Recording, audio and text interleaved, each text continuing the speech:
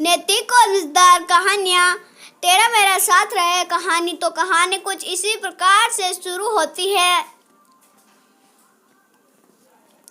तेरा मेरा साथ रहे काव्य शांतनु की शादी तो नहीं हो सकी, लेकिन फुर्सत के पलों में वो चुपके से मिल लेते हैं। 2 दिन पहले उस दिन जब मन को थोड़ी फुर्सत मिली तो वह अपने भीतर झांकने लगा और फिर मन को बीता बहुत ही कुछ याद आने लगा। उसके बारे में इतनी अजीब सी बात है न कि जो मन में ही बसा हुआ हो वह भी कई बार भीतर रहते हुए कहीं सिमट जाता है। रोज की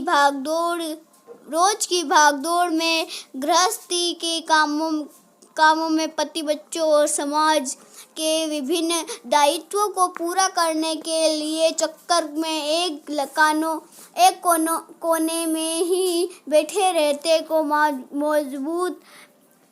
मजबूत हो जाता है। बिना कोई शोर मचाए चुपचाप सिमटा रहता है। वह यह सोचकर एक दिन तो अवश्य उसकी थपकी सुनाई देगी, लेकिन सिमटा रहने के बावजूद उसका महत्व घट हो गया है। उसके प्रति प्यार कम हो गया है या हमारी जिंदगी में उसको वजूद और उतना नहीं रहा जितना कि कभी एक ज़माने में हुआ करता था। ऐसा नहीं, जब कुछ पहले जैसा ही रहता है, बस मन में फुर्सत नहीं मिलती जिससे उससे कुछ पल बैठ कर बिताने की, कुछ नई पुरानी बातें करने की, कुछ कहने की, कुछ सुनाने की, घंटों चुप बैठ रहने की, टकटकी लगाने देखने की, कुछ यूं ही बस गुनगुनाने की। तब भीगी घास चलने को पाँव मचलने लगते हैं। तो कहानी में हमें यह बताया गया है कि एक लड़का था, वह हमेशा चुपचाप रहता था, एक सिमटे में बैठा रहता था।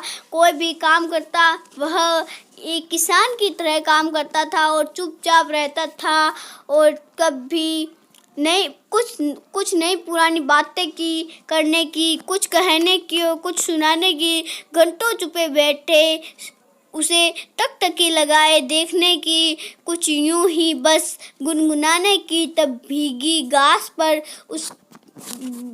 घास पर पाँव मचलने लगते। उसको भीगी घास पर पाँव पर चलने पर मज़ा आता था। वीडियो अच्छा लगे तो लाइक सब्सक्राइब जरूर कर देना, साथ में शेयर भी कर देना। धन्यवाद।